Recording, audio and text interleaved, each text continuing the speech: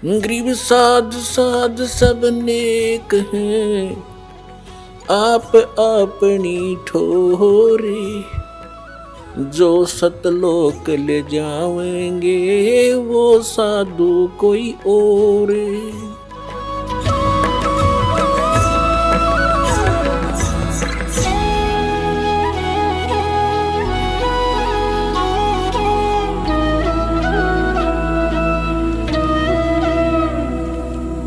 और कहा कि अटानंद तेरी कोई भक्ति की उपलब्धि नहीं है। उधर से क्या हुआ कि एक गौरी शंकर और सरस्वती नाम के पति पत्नी ब्राह्मण थे।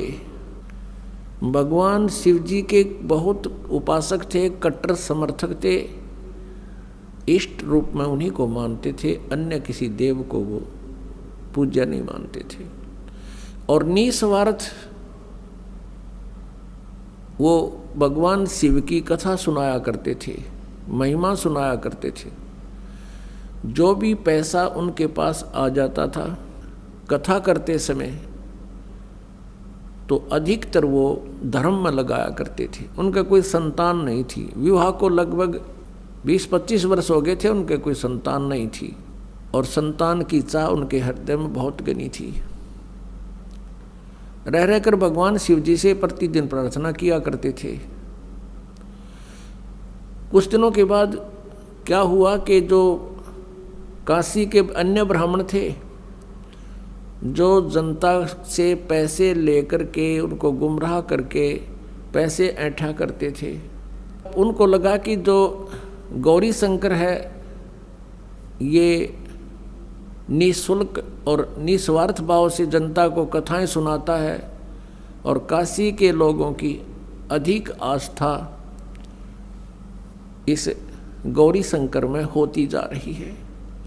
इस कारण से वो ईर्षा किया करते थे, लोगों को कहा करते थे कि ये गलत है, ये झूठी कथाएं सुनाता है, उसमें बहुत से दोष निकालते थे।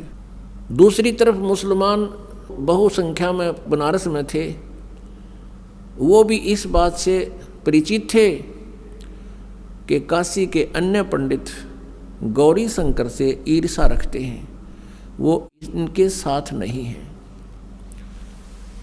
और हिंदू धर्म का अत्यधिक प्रचार बनारस में ये गौरी शंकर कर रहा है, ये शिवजी का पुजारी है। तो उन्होंने ऐसा अवसर देखा कि अब न तो हिंदू गुरु इसके साथ हैं, उन्होंने अपना जल उस गौरी शंकर के परिवार के पूरे घर में छिड़क दिया। मुसलमानों ने झूठा जल करके सारा छिड़क दिया और ज़बरदस्ती गौरी शंकर और उसकी पत्नी को पिला दिया।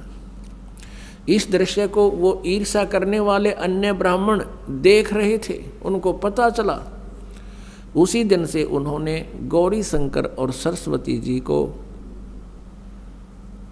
अपनी बरादरी से निकाल दिया और कह दिया कि ये मुसलमान बन गए हैं, इन्होंने झूठा पानी पी लिया है, जबकि उनको बाई फोर्स पिलाया गया था। अब ऐसी स्थिति में गौरी शंकर ने मुसलमान धर्म को स्वीकार कर लिया, क्योंकि हिंदुओं ने उनका बहुत विरोध कर दिया, और गंगा में स्नान करना भी बंद करवा दिया कि अब ये मुसलमान हो गया, ब्राह्मण नहीं रहा, हिंदू नहीं रहा। अब गौरी शंकर का नाम बदलकर नीरू रख दिया मुसलमानों ने, और सरस्वती का नाम नियामत रख दिया, उसको नीमा कहने लगे, और नीरू का नाम नूर अली रख दिया, उसको नीरू कहने लगे।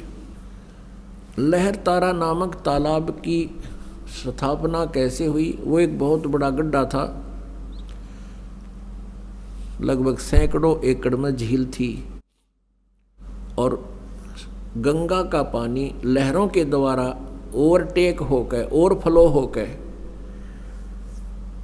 जैसे पशु घाट बने हुए थे उनसे उछलकर वर्षा के दिनों में जब फुल स्वयं पर गंगा चलाकर बहती थी, तो पानी ओवरफ्लो होकर के लहरों के द्वारा रिस रिस के ऊपर के उछल के एक बहुत बड़े सरोवर का रूप धारण किए हुए था। उसका जल गंगा के तुल्य ही निर्मल था। लंबी चौड़ी झील थी, झील तो नहीं कह सकते, लंबा चौड़ा सरोवर था, वो तालाब था।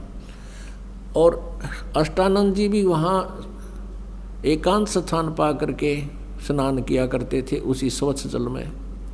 उधर से नीरू नीमा पहले ब्राह्मण थे, प्रतिदिन गंगा पर स्नान करने जाते थे। गंगा में स्नान करना ब्राह्मणों ने उनको प्रतिबंध लगा दिया, मना कर दिया।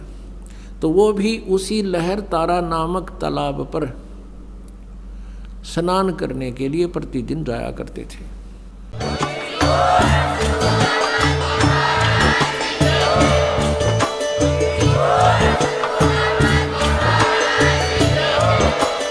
आप सुन रहे थे जगत गुरु तत्वदर्शी संत रामपाल जी महाराज जी के मंगल प्रवचन। अधिक जानकारी के लिए विजिट कीजिए हमारी वेबसाइट www.jagatgururampalji.org। संत रामपाल जी महाराज जी के शुभ आशीर्वाद से पूरे विश्व भर में 500 से भी ज्यादा नाम दीक्षा केंद्र हैं, जिन पर संत रामपाल जी महाराज जी द्वारा ऑनलाइन निशुल्क नाम दीक्षा दी जा रही है। अपने नजदीकी नाम दीक्षा केंद्र का पता करने के लिए संपर्क करें 8222880541।